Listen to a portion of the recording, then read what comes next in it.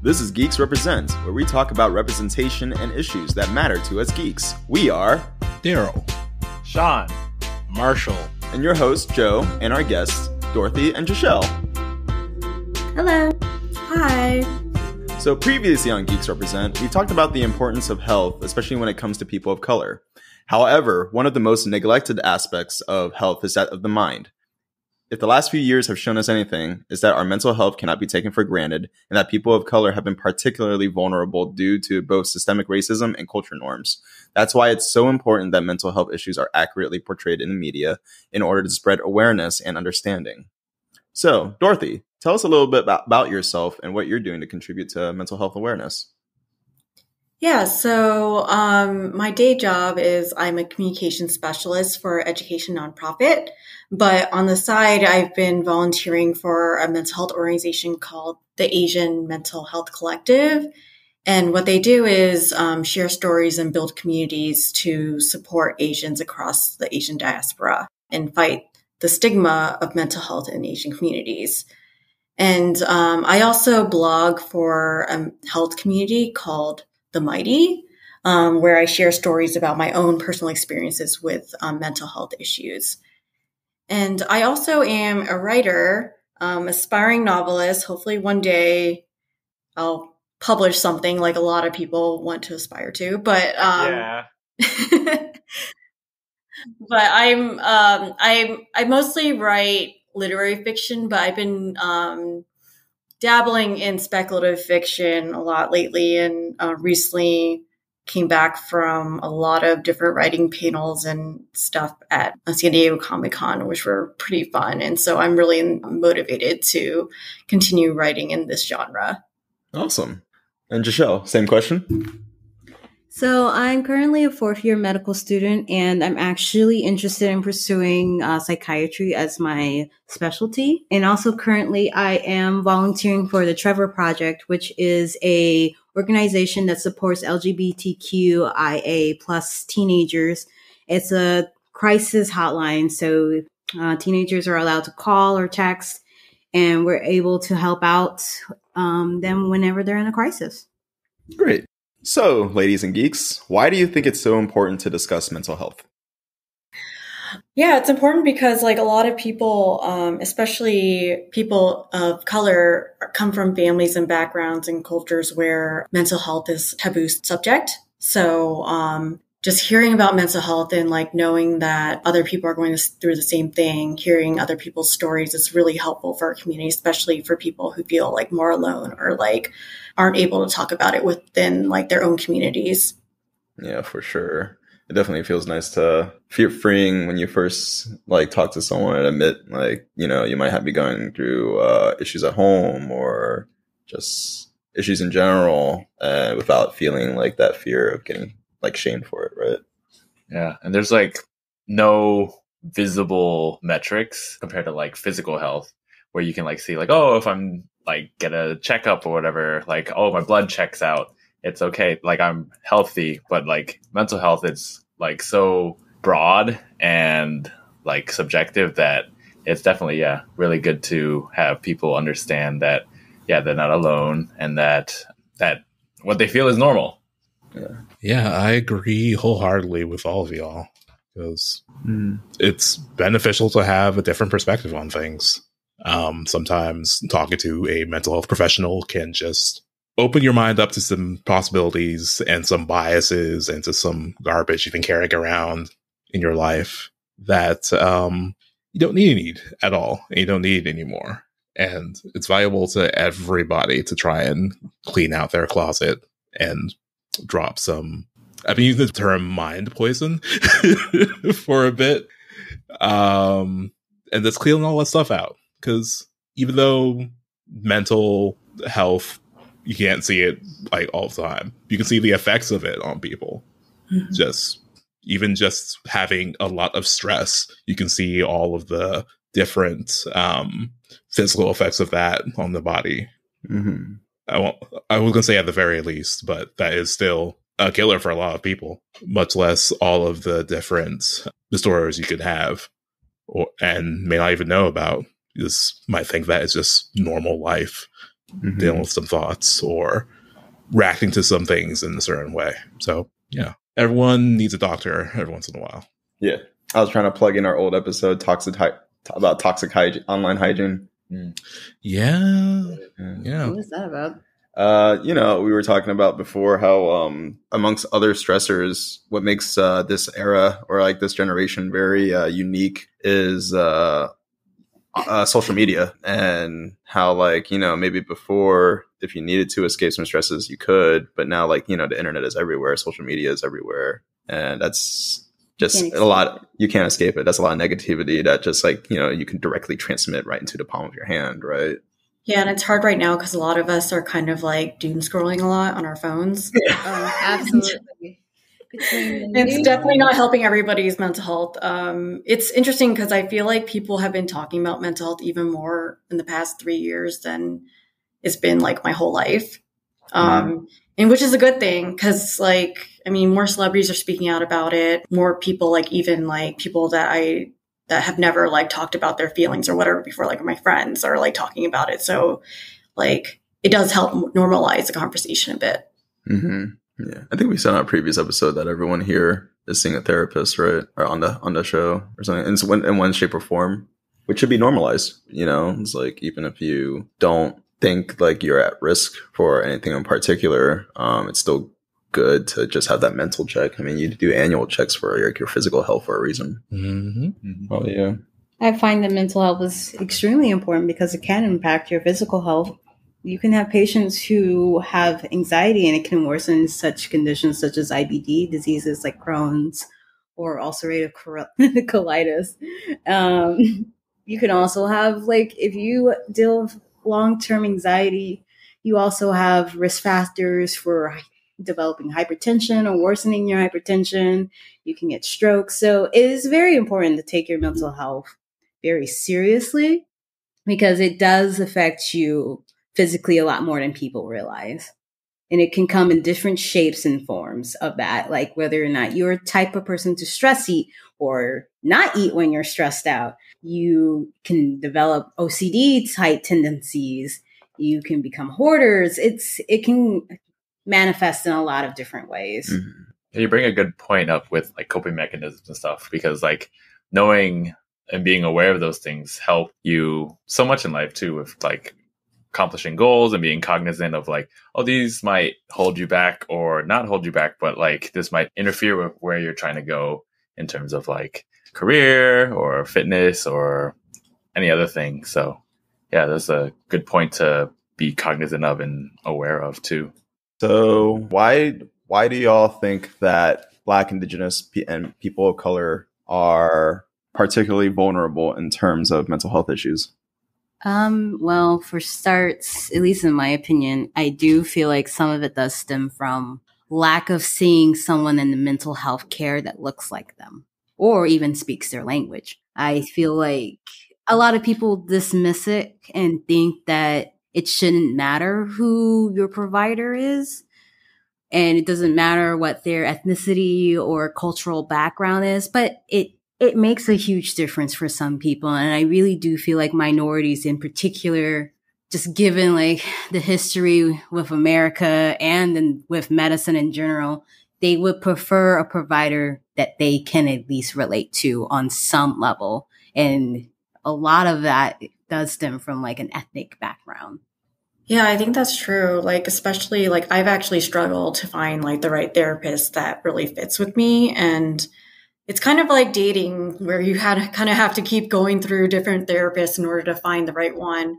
But I've seen like every time I've had a therapist of color, I feel like they could relate to the things I talk about a little bit more especially when I talk about my upbringing, cultural upbringing, and like they don't even have to be Asian, but like a lot of our cultures have some similarities that are enough. And even like people who are trained in a way, trained with cultural competence, that helps a lot too. So it's super important. Absolutely. Yeah, the dating metaphor is pretty accurate. Yeah, it's on par. Like, just because you have an appointment with one therapist or psychiatrist doesn't mean you necessarily have to stick with them. If you don't vibe with them, you can continue your search and move on. Now, whether they're outside of your insurance coverage.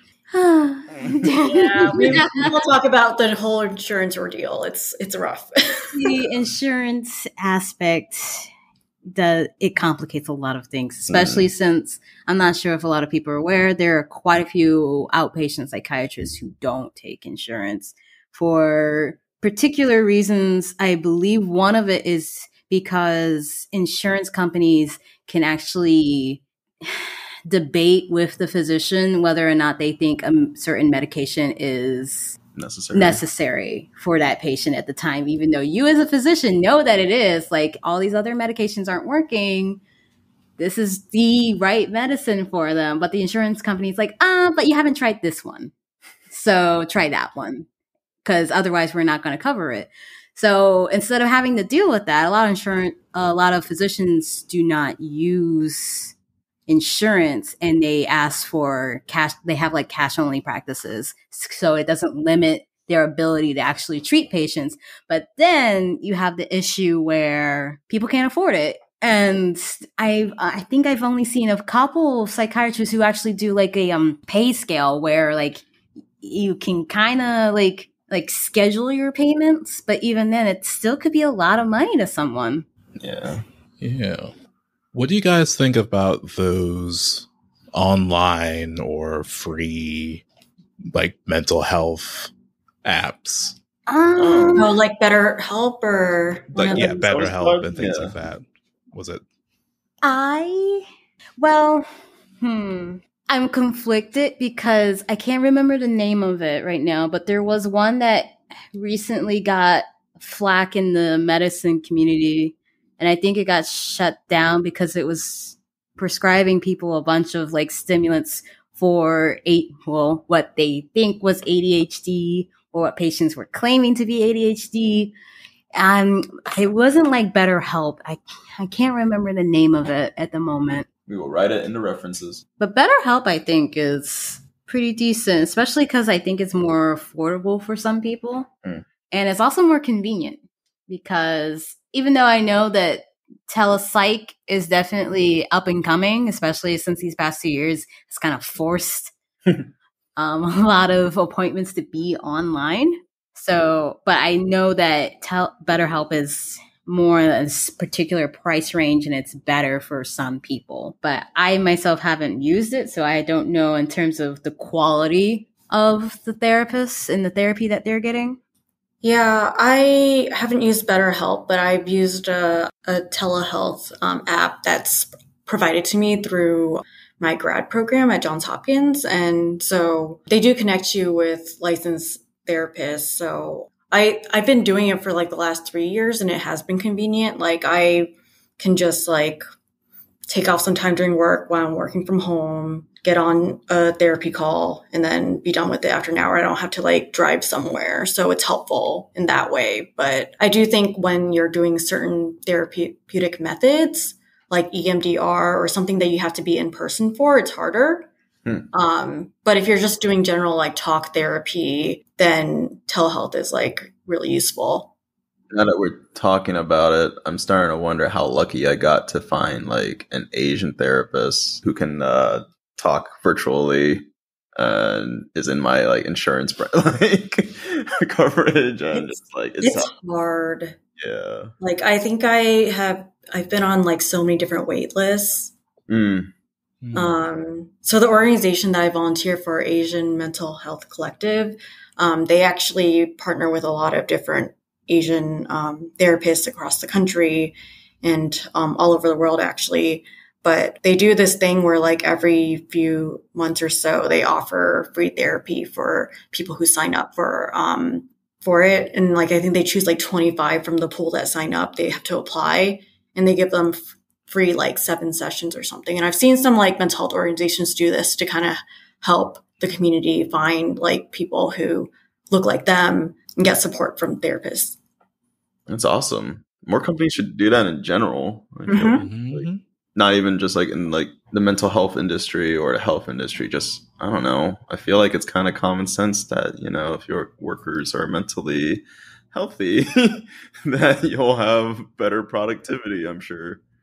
Yeah, I mean, a lot of companies do offer like an employee assistant program, EAP, where you get like 7 or so free sessions a year. So a lot of people don't know that they have it. So that's something to like look into, like their HR, find out what the company offers. But usually, I feel like that's pretty common, or at least like I think it's common because I luckily have been places that have that. But yeah. Yeah, I did not know that. I'll have to look into it too. Yeah, don't just skip over all the sections in your benefits booklet. Yeah, definitely look into that. Yeah. Yeah, I brought up the online therapy, I guess, a telehealth topic, because that was kind of my main exposure to it, to, I guess, getting therapy. I was seeing somebody on Talkspace. I guess you can also say that's my first experience with like online dating. So the first person I was speaking to just did not click at all whatsoever. Mm-hmm. Talked to someone else, and I've been talking to her for the past good couple years now, and it has been immensely valuable. Had some breakthroughs. Got to talk to her about it, and it's been nice. Although I will say, we were using Talkspace before, but she went independent and kind of just warned me off of Talkspace just because of some business practices that they were starting to get into that were more, as you said, were going to be more harmful for patients. I'm not sure all of the details, but it may be something to look into or to look out for. So. Speaking of which, I think Jashelle found out who the company was. Yes, so the company was called Cerebral. I think it does still exist, but it is under scrutiny currently because there's been evidence showing that it has over like 2,000 incident reports and interviews with like over 30 employees saying like the practice was just prescribing antipsychotics and stimulants for ADHD like candy, like after one visit without, even seeing the patient in person. And this is very, like, antipsychotics are not the type of drugs you don't just hand out. These drugs have very interesting side effects. And although that some of them are rare, it is a drug that you really need to monitor the patient on, and you can't just give it to them after one visit.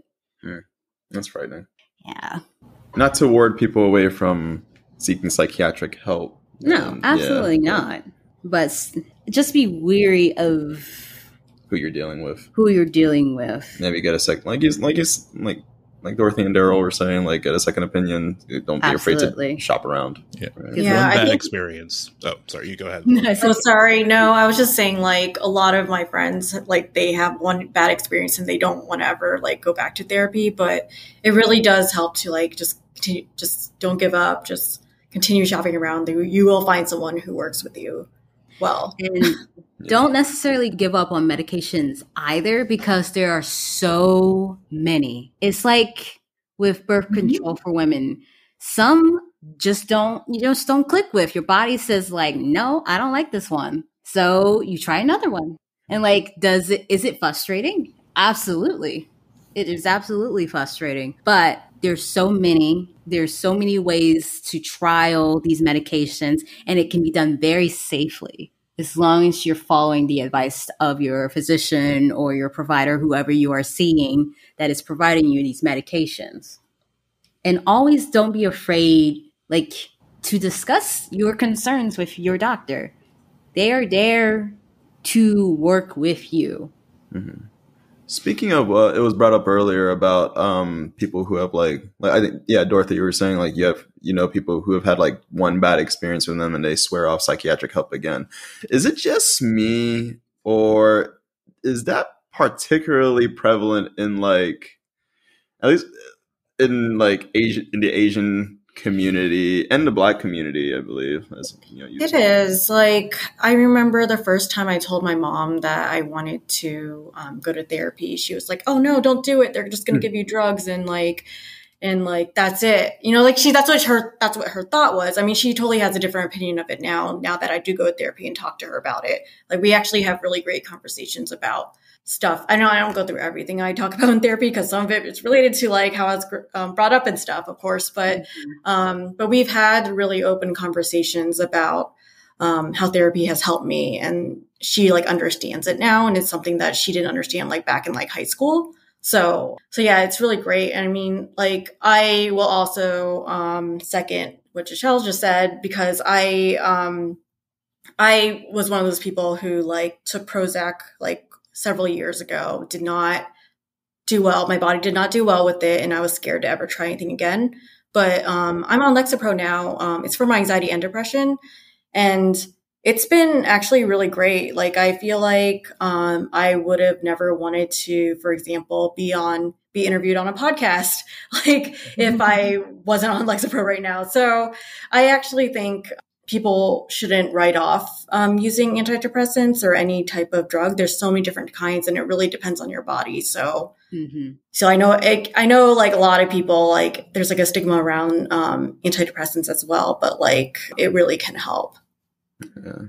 That's lucky that you could have that conversation with your mom about it, because I think I've been in therapy for about, I think 2 years now, maybe 2.5 years now. And I only just, I guess, revealed to my mom, like, yeah, I'm seeing a therapist. And she was like, what?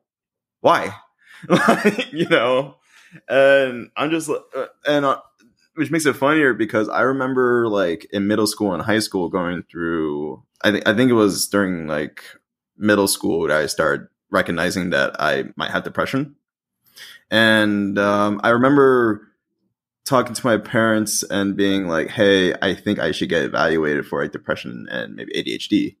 And they were like, oh, you're just being lazy, or you're just, you know, not like focused, or you're not being disciplined, you're not disciplined enough. And it's just like, I feel like people have such a weird view of like, I guess they see like everything about like mental health is like willpower, but I mean, your brain is just another part of your body, and everything in your body is vulnerable to anything, right? And like, I feel like if I had been evaluated earlier or been like diagnosed earlier, I mean, we were joking about like how I like graduated a little late, right? Before we started the episode, and that was a major reason. Like I had to take like 2 years off. So I feel like if I had been like, if I had dealt with my issues before, I'd be on, things would have gone a lot more smoothly. So I think the important thing is that you did end up getting help and like dealing with it eventually. So I think that's really great that you did that, despite like what the stigma is and like going to therapy and all that. Well, I think for me in particular, it had gotten to the point though where like I knew like if I didn't get help, I would not make it. And I think like, but I feel like that should absolutely not be the norm for people to get to like a breaking point before they seek help, because sometimes at that point it could be too late, you know? Right. So. Yeah. That's why it's important to keep on having these types of conversations, right? Like normalizing it. Like the first time I went to therapy was actually only like, I think like 4 years ago. Like I've been dealing with these issues since middle school, high school as well. But I think for some time I was just like, no, I'm not going to go. It's not going to help me. I can talk to my friends, right? I can burden them with like all my problems, even though they're not therapists. And we just all like used each other as therapists basically. Yeah. But like, I think it was once my coworkers and like people that I'm like really close to started like casually just talking about like, oh yeah, like I saw my therapist the other day. I did this and that. And like just dropping it. Like it was just something like so normal. I love that. Kind of got me like more into like, oh, maybe I should start going to therapy. It seems like a lot of people are, you know? So I think it's really important to continue having these conversations and really like normalizing it. Yeah, I agree. Because I definitely think that the Asian community is, as Joe said, like they think it's just something that you can willpower to get through. Like, oh, well, have you tried like not worrying about things? You need it's Jesus. Their, like, why aren't you going to church more? You need to pray more. Yeah, that's my one of some. I've heard that quite a bit. Some from some people. I'm trying so hard not to name. I'm trying not to name drop. Yes. Yeah, for sure. And like I've even heard them like even say like, oh, like your guys' generations is more prevalent now because like everyone's like kind of like talking about it or whatever. But I was like, no, it's just as prevalent in your guys' generation. Just no one was talking about it and no one was diagnosing it. So I'm glad to hear like with Dorothy's mom that like she's coming around to understanding that. And like I even see it in my own parents too, that they see like, oh, that these are normal things to happen. So I'm glad, and this is why I think it's also important to discuss, keep having these conversations for sure. Yeah, these issues have always existed, but we may not have had the words for them. And this also is speaking as from a perspective of just parents immigrated here, first generation. It's they were able to get through it, so you should be able to get through it. Doesn't mean you have to go through it the exact same way or have to struggle with the exact same issues, because times have changed and science and medical practice has progressed. Yes, it has. If I can make it on a boat during the war, you can get it in dreams too. Heard that one a lot. Yeah, a lot of it's also like a lot of our parents have dealt with so much trauma that they have not healed from, and they just repress it because they just don't have the words to talk about it. And then it gets passed down to generations, to our generation, future generations, and intergenerational trauma as a result. So like, it's not like they're actually not dealing with it. They just try to hide it. Right. And they think that's normal. Yeah. Try to hide it is definitely the operative word. Yeah. And like the reason why I think it works, I mean, my mom started being more open to talking about it was because I had actually written like a blog post that I shared with her about like my experience with it, and like her reading it and like me not, like, I think it would have been harder for me telling her verbally. So I really just like sent her my blog post and told her to read it. And she like called me up after, and then we had a very long, like 2-hour conversations about everything, a lot of tears. And it was honestly really great. It was during the pandemic actually. So yeah, it's definitely changed my relationship with her. Damn. Oh yeah. Jealous. It's hard to get over. It's hard though. It's not something that can easily happen, right? Because again, I think like the response from my parents have made me develop like a very jaded and very like not defensive, wanting to be vulnerable and not wanting to open up to them. So I feel like that. Well, I mean, obviously that's affect, and you can see that how I treat like other relationships as well. So the fact that you're brave enough to actually sit down and open yourself up to her, I commend you for that a lot, because I'm not sure if I ever will want to do that, or strong, or would be brave enough to do that, or want to like, because there's also, and on top of that like Catholic guilt and burden, like that fear of burdening your parents. Like, they've gone through so much. Like, why are you going to tell them this? And it was like, I'm not sure if I'll ever get over that. Yeah, it's scary. Like I said, it's like it really depends on your situation and everything. But I think I just had to slowly like warm them up to it, because I think I would like mention it in passing, and then finally I was just laid it all out with like this blog post. Not something that they expected to read, but yeah. I feel like you're setting the stage over the past couple years. Yeah, planning for them. But yeah, I can definitely relate to the generational trauma. I bet because growing up, my mom, with like me and my siblings, she would always tell us, like not to cry, and ask us like, why are we crying? Or like, you're okay. Like trying to, I don't want to say it was kind of invalidating the emotions, but I always wondered if she was like that, because she grew up in a small town in like North Carolina, in like a 2-bedroom household with like 10 people.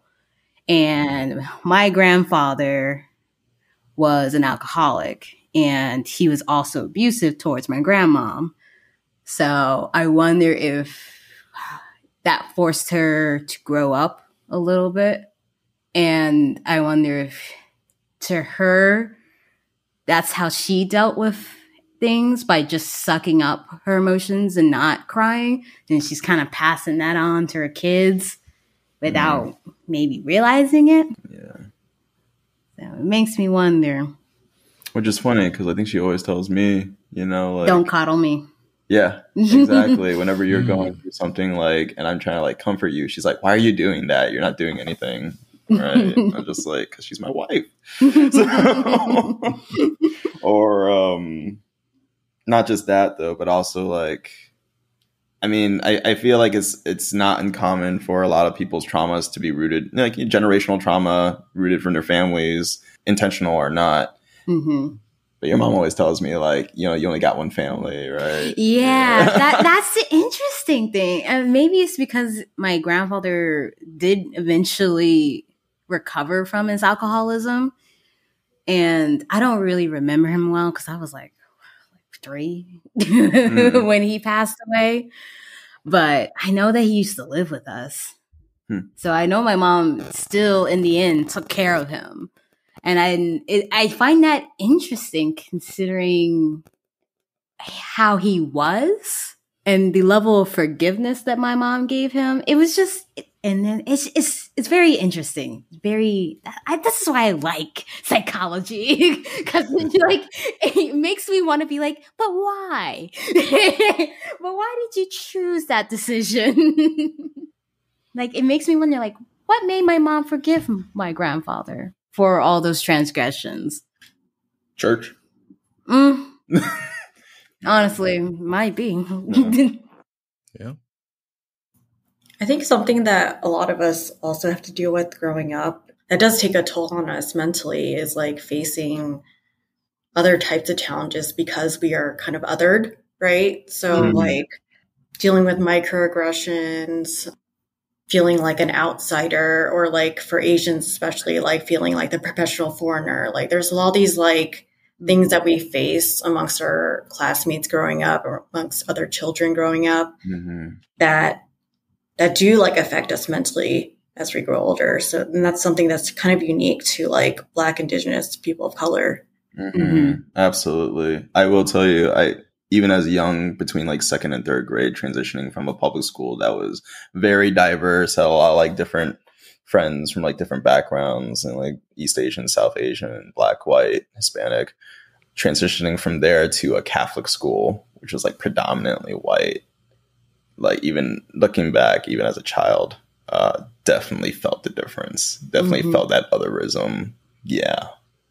Wouldn't want that on anybody. No. Yeah. It wasn't until like, which is why like going to college is such a relief, and finding like, you know, you can find like your Asian or however you identify your communities, you know? Yeah.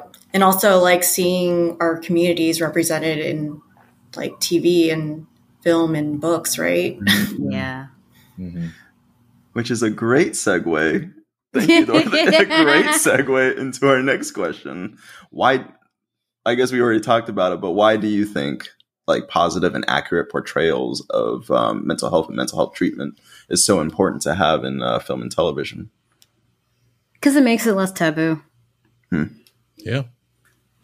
Because the other thing that does irk me a little bit is that people like to assume one thing about certain psychiatric illnesses, such as patients who are bipolar or schizophrenia, and think they're always necessarily dangerous, but that's not always true. It really isn't. Like, you can have a very broad range of presentations for these diseases, and honestly, some of them are just very harmless. They just sometimes can hear voices or see things in the room that, you know, most people don't see. I think it's important for people to realize that they're not alone when it comes to mental health illnesses, because it can feel very isolating, especially if you have people in your family who have never experienced anything such as like a panic attack. I wouldn't recommend it, but panic attacks are no fun. But it can feel like you're the only one who knows what this is like. And it can make your mental health even worse if you feel like you're isolated like that. Yeah, we've spoken a lot about representation on this podcast, and it's just another facet of showing people that they're not alone and that other people are like them, even if they may not look or act the same as them. And granted, rather have more positive portrayals of things. Yeah. Because there are some bad portrayals. We'll get into that. I will say one thing that I've had in the back of my mind for a while.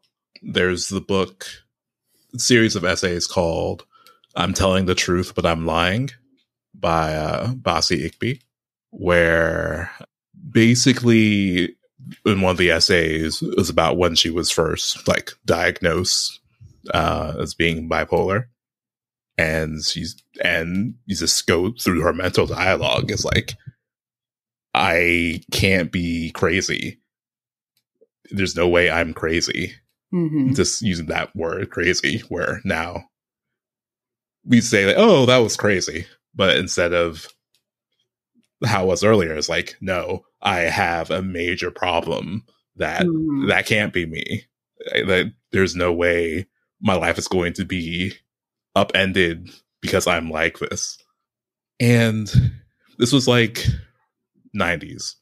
So if there was more depictions of therapy and bipolar people being depicted, it may have softened that blow a bit. But it just was a revelation of how much, while things aren't great, things have changed immensely since then. Yeah, I'd recommend the book. It's a good one. Nice. You had it ready, didn't you? Reference material. I might read that. Yeah, I mean, I think it's really important because of everything that everybody already mentioned. But I think when you actually can put a name or some sort of image or visual or description to what you're feeling, and when you see it in any type of medium, it's really helpful, and it's very affirming, And I think that's another reason why it's so important to portray mental health issues in the right way. Yeah, not only that, it teaches people who don't have the same mental health things, how to even understand or deal with partners who might have it, and how to be more understanding so that they're not just frustrated, oh, what's going on and whatnot. And their partner might not be able to tell them, but at least they would understand, okay, this is what we're going through. We can work through it together, kind of thing as well. So I will say that I, at first, did not know how to deal with Jashelle's ADHD sometimes. So, not to put you on blast or anything like that, but you've been pretty open about it. But I did see a very interesting TED Talk about I think he's getting his PhD or doing his thesis on ADHD and the science of thinking. And he was saying how he sees ADHD as a disorder, but not really. And all the things that people with ADHD go through, including maybe discouraging words from their family, why are you like this? Why are you stupid right now? Even. And which I think has made me feel a little more sympathetic. Which again is a good reason why these conversations need to be normalized and people need to talk about their experiences more. And again, that portrayals of mental health issues are positive and not negative, certain examples we can think of, right, guys? Mm-hmm. Oh, sure. Yeah. 13 Reasons Why comes to my mind. Only because I believe that her suicide scene was actually, it sounds fucked up, but a good portrayal of what someone would do when they're committing suicide. What I didn't like about the show, though, was the fact that she wrote a bunch of letters to different characters, essentially kind of like putting the onus on them for why she became so depressed. Except for Bryce. Bryce deserved it. Except for Bryce. He rightfully did portray part of her depression and trauma. Because I don't know if this is spoiler or not. I don't know if everyone's seen it. Oh, this show's been around for like 5-6 years. he raped her, so he absolutely was guilty and definitely had some part of it. But all the other characters, it felt weird that she's kind of like roped them into her, I guess, guilt tripping almost, and saying that like you should feel some type of way about why I committed suicide because you had a part of it.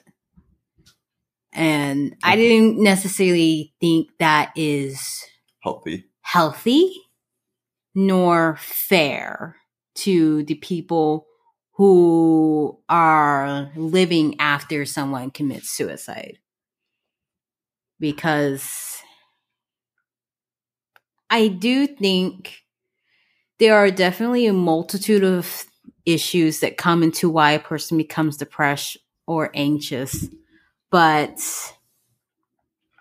I don't think it's necessarily appropriate to, unless that person really did like do something traumatic to you, if they were abusive, if they were your bully, certain things where they actually did traumatize you, I could see that. But even then, I feel like to do it after you've committed suicide, I feel like it would have been more conducive if she was able to confront them while she was still alive, if she felt like they impacted her that way. And I don't know, 13 Reasons Why is like this show I can get into. Oh, you guys. I haven't seen 13 Reasons Why, but I've like read up on like a lot of things. I didn't read the books either, but oh, there were books? Yeah, it was actually it was adapted from a book series, or maybe it was just one book. I don't even know. But yeah, like it was interesting because a lot of celebrities had like promoted it, like Selena Gomez, who's like a big mental health advocate, promoted it. But from what I heard, it sounded like it kind of glamorized suicide in a way, and it also was very triggering for a lot of people. So I mean, that was another reason why I didn't want to really watch it. As someone who struggles with depression already, like I'd rather not watch something like that. Absolutely. And they made it seem like it was more like suicide out of revenge, you know? Yeah. Like, more so than like, there's so many different reasons why someone would die by suicide. And like, it was just, I don't know. And it was interesting because I saw like, there's this study from NIH that like kind of like looked at how many people died by suicide in that year when 13 Reasons Why premiered on Netflix. And there was, I don't know if you can say that there was like causation, but like they thought that there was like some sort of association with like an uptick in like teenage suicides that year. A positive correlation. Yeah, right. I'm not a science person, so yes, that. That is very interesting because we've talked about like how we can't like put like video games as like a cause of like, school violence or something like that. But it is interesting given now 13 Reasons Why it specifically did portray like you said, suicide as a revenge tactic. And I was like, that's highly specific. So what other negative portrayals can you think of? The news. Yeah. Every time there's a school shooting, right? Or something like that. Like, oh, they had mental health problems. Or if they have mental health problems, why isn't there any funding for mental health institutions? Like, there are people who are waiting for beds for months for inpatient psych units, or even like step down units, or like partial inpatient psych intake. It's hard to get people beds because there's not enough places and the funding just isn't there where it used to be. So if you want to blame someone's mental illness for a reason why they would commit such an atrocity, then maybe we should be fighting to have more funding for mental health advocacy and community support. Yeah, definitely. And like in schools, there's like a shortage of counselors. Like sometimes in some districts, there's like maybe one psychologist or counselor to like hundreds of students. And it's just... That's not even fair to the counselor. Right. It's not fair to the students. Or the teachers. Yeah. Or teachers. A lot of teachers have to step in that role too. So it's hard. There's a lot of different things in our system that needs to be fixed clearly. Yeah. So the news definitely portrays it a certain way. Certain politicians portray it a certain way. And I haven't seen a lot of...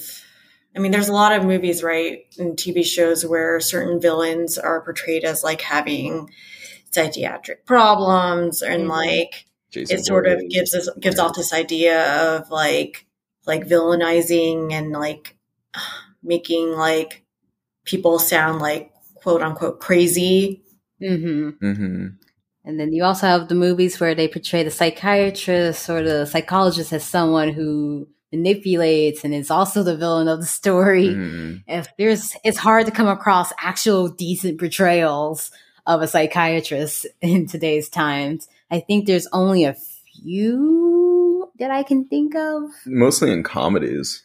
But when you're dealing with like, movies like Halloween, for example, right? Or like movies that deal specifically, like, the villain's a serial killer or something. Like show like the therapist is like manipulative or something like that.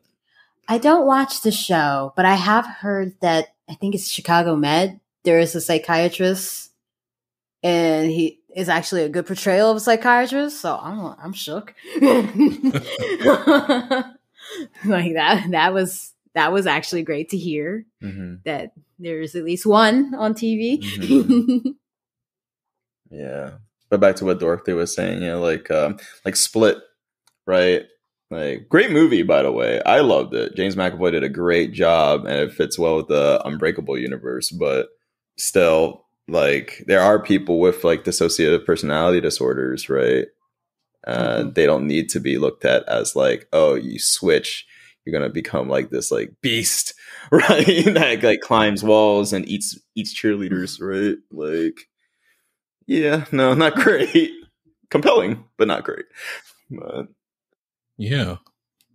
Mental health issues has just become an quick and easy writer's shorthand for villain or villain motivation, So people can just be jerks or evil without it being a mental health issue, Or actually has justifiable gripes or motivations. Killmonger. That's true.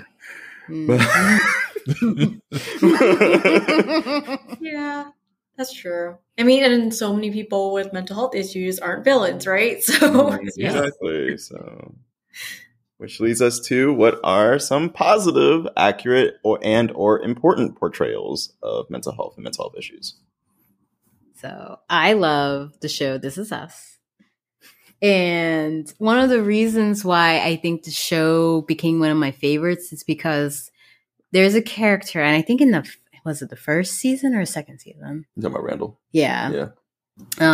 The character Randall, he's going through a hard time at this point in his life. And I think it was like after work hours or something, and he's at his office and he just breaks down and he starts having a panic attack.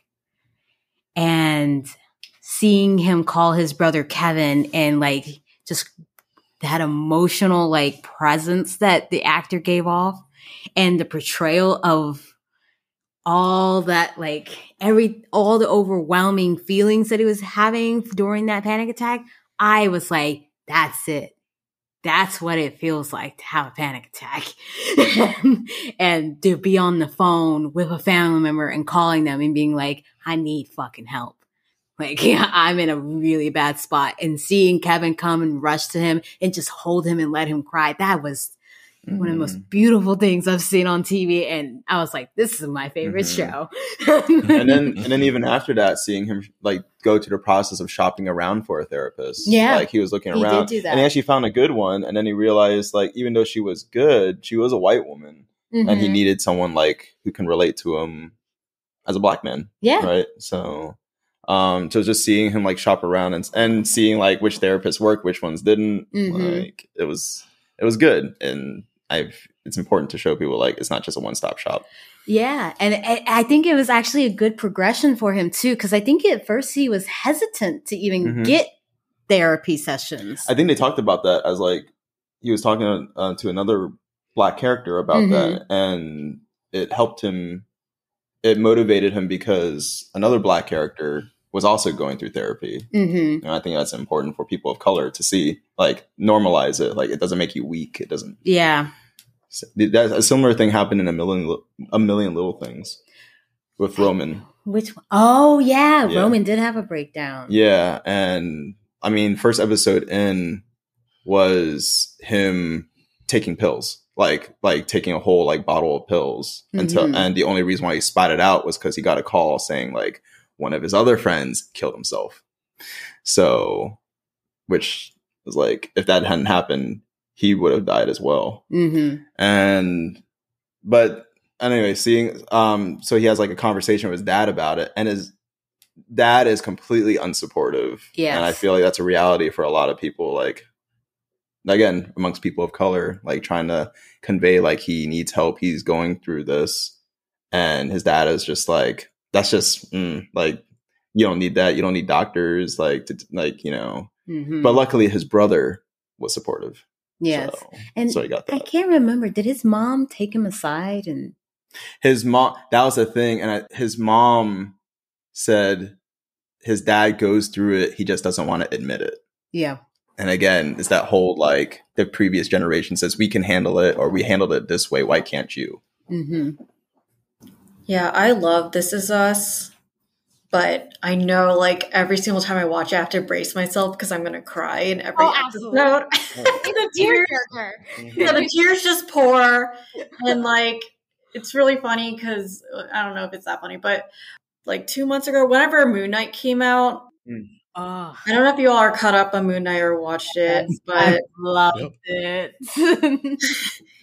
Great show about someone who has dissociative personality disorder. Is that the right term, right? Yeah. Is that right? Okay. I don't know. Dissociative identity disorder. Oh, identity disorder. Okay, great. So I think it's like, is it episode 4? But it's like when he goes through the trauma of his past and like how he started associating.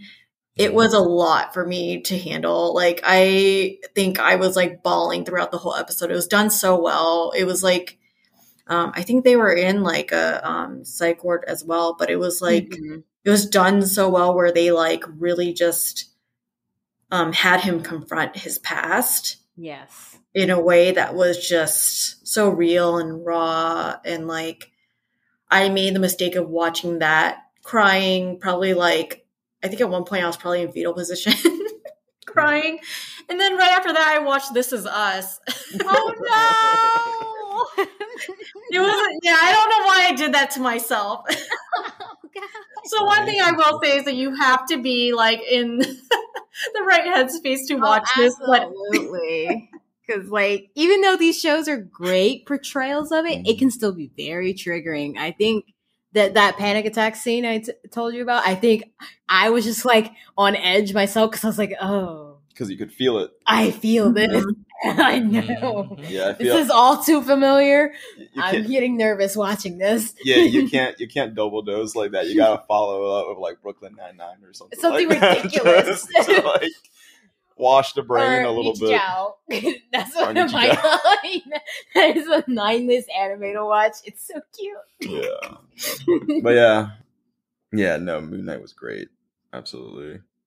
Yeah, I mean, not to say that there aren't a lot of comedies as well about mental health. Like, Netflix has quite a few, like Never Have I Ever or Atypical.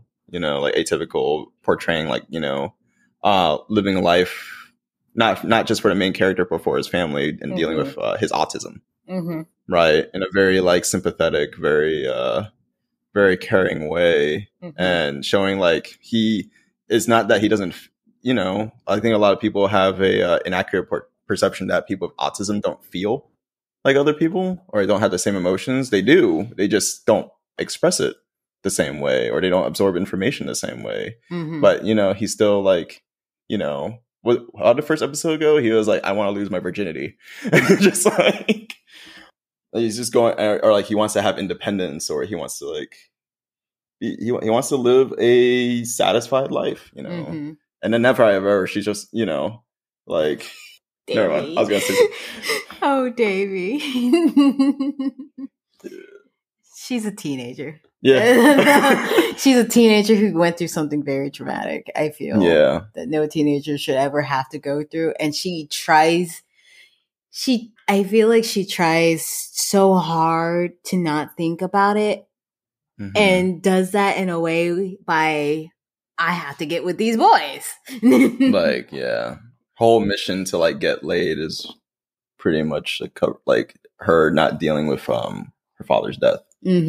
So, and before that, I didn't realize that mental health is like, your mental health can impact you in such a way that she had to use a wheelchair for like a good, like for most of the year. Like physical manifestations? Yeah, I didn't realize that could happen. Like she just stopped walking.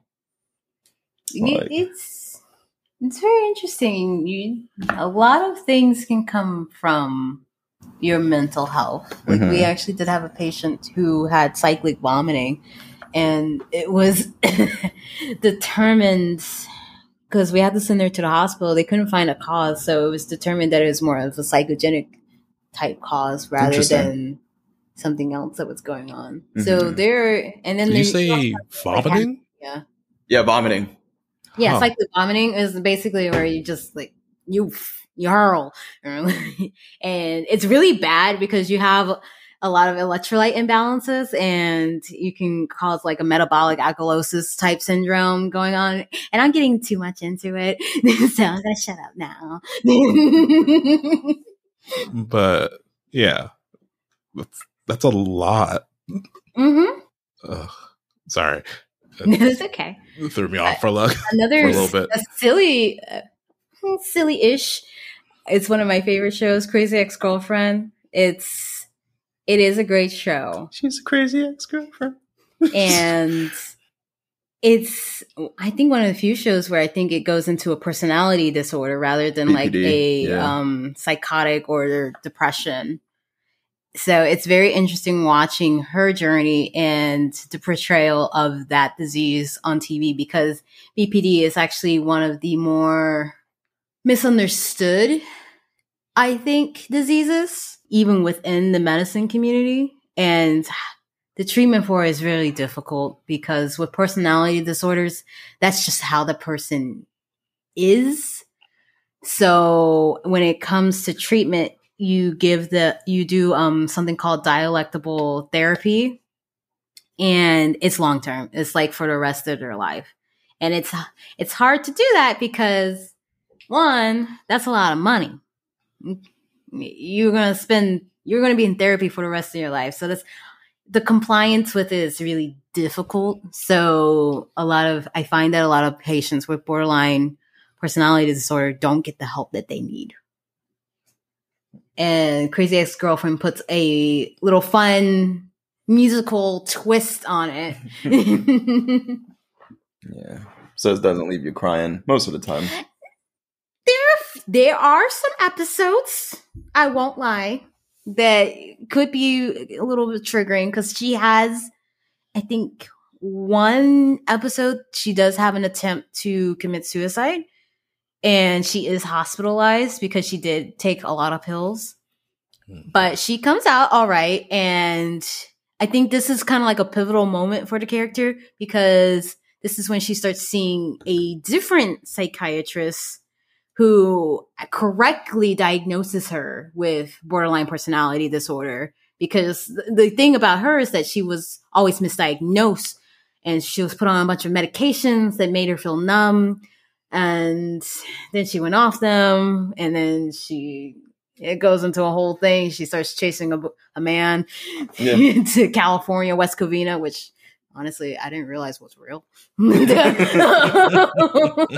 So, yeah.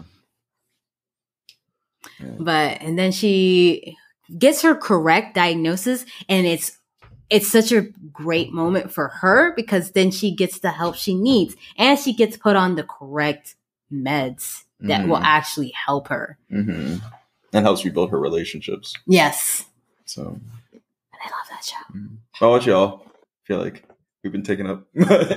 For me, when you mentioned panic attacks, that reminded me of Ted Lasso and how they really showed and conveyed that really well. And it was really nice to see a character who seemingly seems so positive and happy all the time to go through that and still get the support that he needs from his friends and stuff like that throughout the series.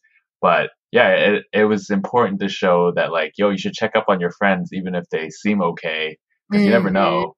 And yeah, because that show is so cheery, but man, they had some really heart stabbing parts for sure. Another one besides that is Modern Love. They had an episode where Anne Hathaway portrays a character that has bipolar, and it shows that she has manic episodes and where she's feeling on top of the world and she can do anything, and then parts where she has the depressive episodes, and then it really affected her dating life and all the people that were, even her boss too, her work life, and just people were trying to kind of get a gauge of why is she ghosting me all of a sudden when things seem so positive and things that were going well, or why is she so great at work but then she has a horrible attendance record and stuff like that. So it really brought to light just seeing how people can have trouble going through things and not be on top of things all the time, even though they seem like they are for half of the time.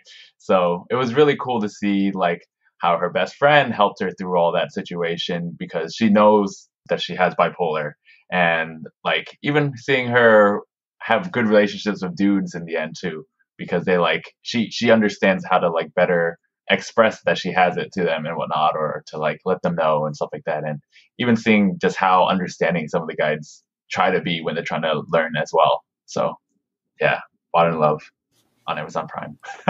You seen it? Yeah, I have. It's you're jogging my memory. I have seen that episode. It was good. Yeah, it was really cute. Yeah, I wanted to highlight a book series that I'm a fan of. Brandon Sanderson's The Stormlight Archives.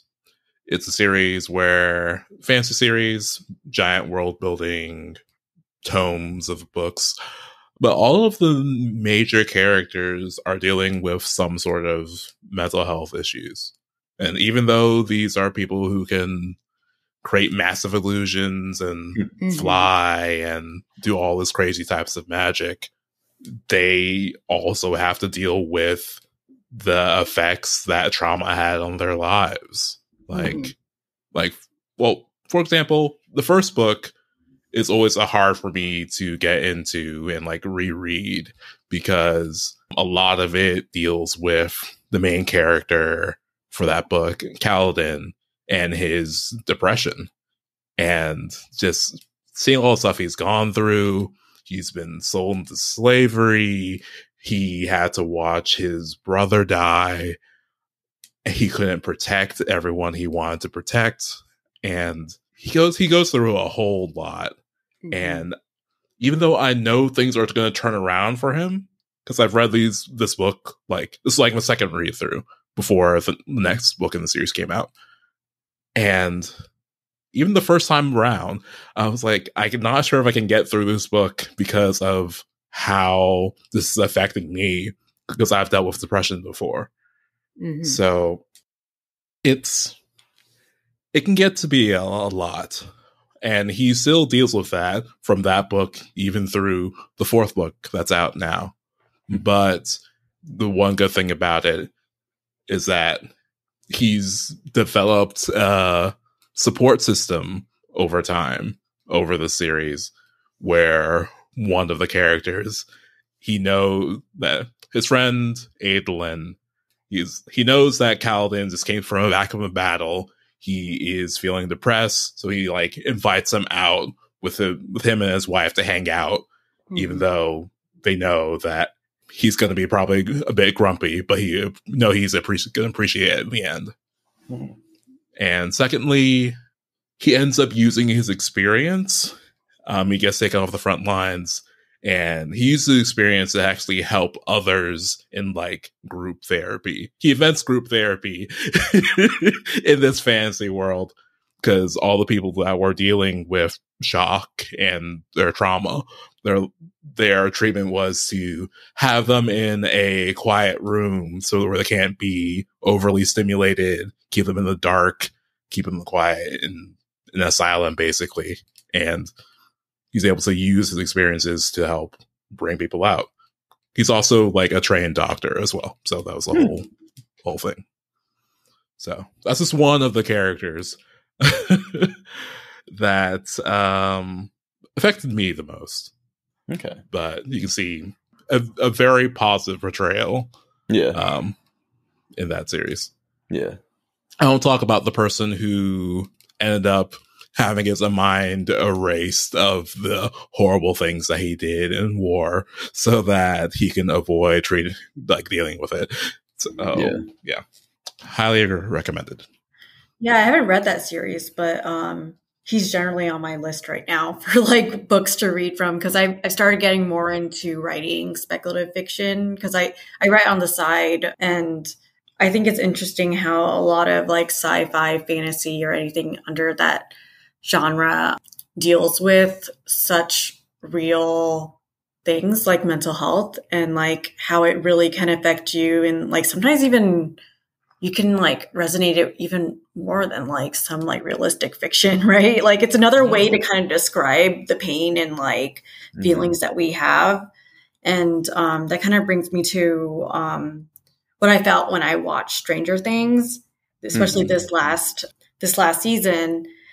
I know not all of you have watched it, so I will I will try not to have spoilers, but basically the main villain in this season taps into people's trauma and in order to like kind of like take over them in a sort of way.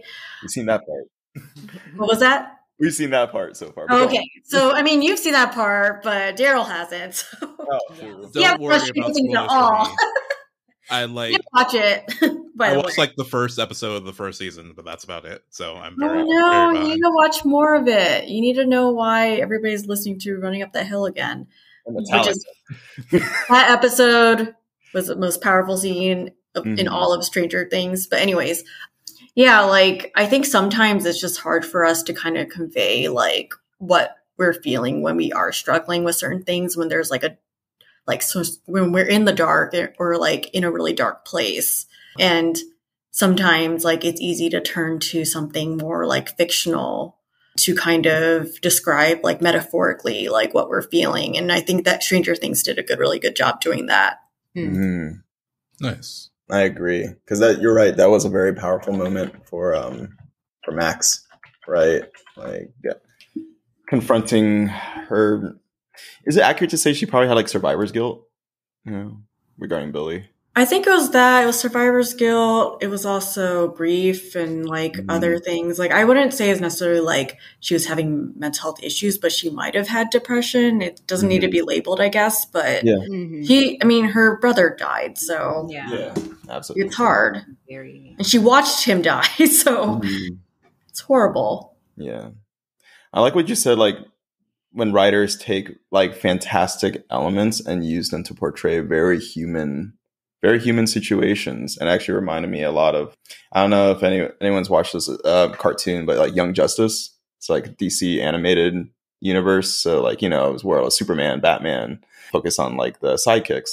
But what's been prevalent throughout the whole show since season 1 is that they go through therapy sessions, like as a team, and go through very real reactions to, because like from season 1, they had like a very traumatic mission where basically they saw each other die.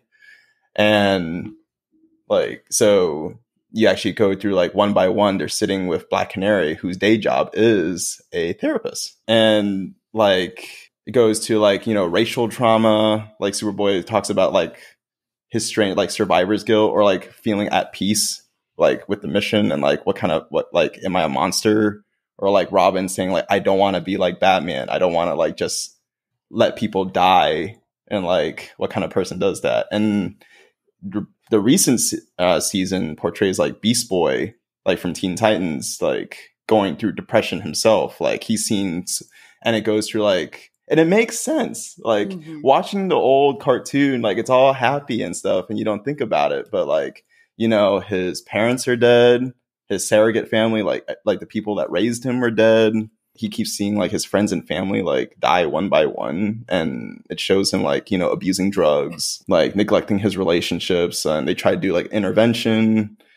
I forgot what the breakthrough was for him, but eventually he finally goes into group therapy, and like it's great. It's really weird how like this cartoon about superheroes showing like, hey, if superheroes were real, they probably need a lot of therapy to go through to do what they do. So yeah, so it's great to like use like fantastic elements in a way, like for like even like kids to watch, right? So they can like be normalize towards it too, and then like so when they're adults, it wouldn't be as like strange to talk about.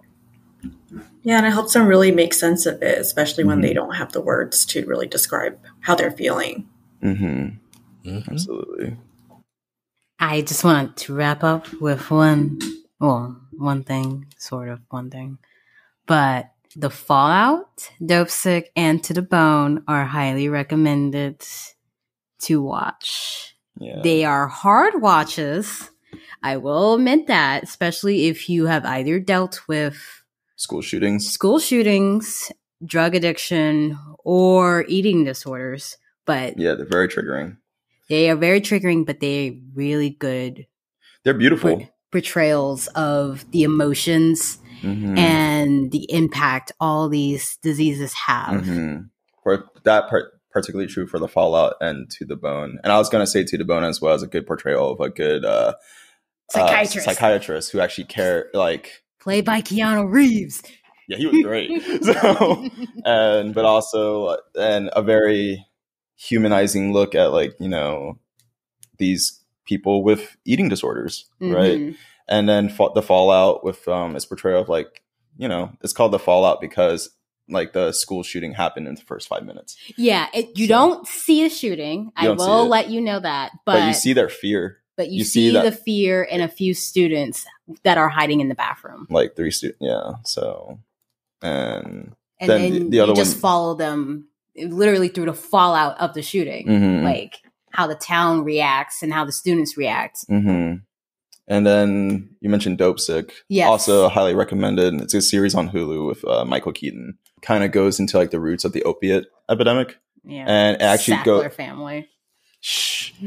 Whatever. We're gonna get sued. We're very rich, but they're the ones who came up with stupid Oxycontin. like smile pain scale thing. But anyway, it's I highly recommend it if you want to go into like, you know, the roots of like, you know, how did this slip through the cracks? How did like so many people get prescribed like Oxycontin unnecessarily and like got addicted, and also goes into the chemistry of addiction, because addiction, it literally does rewire your brain. Yeah. Again. And that's why it's so hard for these people to be able to stop. Which is why I'm kind of the advocate where I'm like, really, if someone wants to use the drugs, I'd rather give it to them safely and rather than get it off the street. And snort it. Yes. Because I believe having clean needle exchanges would be so great in combating HIV and hepatitis getting transmitted. And it's also good to just remind people, like, it's not just about mental health isn't just about willpower. Like sometimes your brain is just rewired, like rewired, and because of drugs. And like so many people are like, why don't you pray more? Why don't you do these talks more? Intervention is like, sometimes it's just not enough. No. So. Yeah, and 2 other shows I just wanted to mention that I would recommend that are also hard to watch, and it's related to addiction, are Euphoria. Oh, HBO. God. It's so good, but I haven't started the recent second season yet because I haven't either. But it's it's a lot. But it's how she got into the addiction in the first place. Yeah. And it's perfect how like some people can relate to that. Yeah. Yeah, and it's just a really accurate portrayal too, because like even if you're trying to fight it, you can easily like get back into it again. And and same with BoJack Horseman. That's another show that showed that as well. But like that one kind of toes the line on like kind of, it's not like poking fun at mental health, but it's like you kind of have to sometimes find humor in like your horrible situations that you're in. And I think it does a good job doing that while also showing like the real situation and like how hard it can be. Yeah. I gotta watch BoJack Horseman. I see what you, because you know he's a literal horseman, but it's pretty funny, but it can be heavy at times. I like, because I feel like Rick and Morty tries to do the same thing, because clearly Rick is, you know, alcoholic, like, you know, very depressed. Like they had a very heavy, dark episode where, you know, after he realizes like the love of his life is who happens to be a hive mind, but let's forget that. But the love of his life is like, you know, better off without him. And like, he needs to deal with his own issues. He tried to kill himself at the end. And it's like, it's very heavy, but I feel like it's so, the show is so strange and like ridiculous that sometimes that will get over, that the serious moments gets overshadowed. So maybe I should start watching BoJack Horseman. I mean, sometimes dark humor can get us through in life, right? So absolutely, yes, it does. Yeah, definitely second the recommendation for BoJack Horseman, because it definitely plays it more serious than Rick and Morty. Because I mean, they are animal characters, but they are still human, if you will. They have everything that makes people human. So. I mean, barring the episode where they talk about the fried chicken episode, where that gets into a whole Oh gosh, like there's episodes I'm like, I feel like I need to be like on something to understand what's going on. I use that for a lot of cartoons these days. Yeah, that's true. Like a lot of cartoons are like that these days, but yeah, there are times I've had it on as background noise, but it like there are really good episodes. All right. Well, it's been great being on. Do you have a thought to share regarding mental health? Leave your comments below. Thanks for tuning into Geeks Represent. If you enjoyed this discussion, subscribe to our podcast on Apple Podcasts, Google Podcasts, Stitcher, and everywhere podcasts can be found. If you want to add to this discussion, visit geeksrepresent.com. Thanks for listening and sharing with your friends. Awesome. Thanks, Dorothy. Thanks, Jashelle.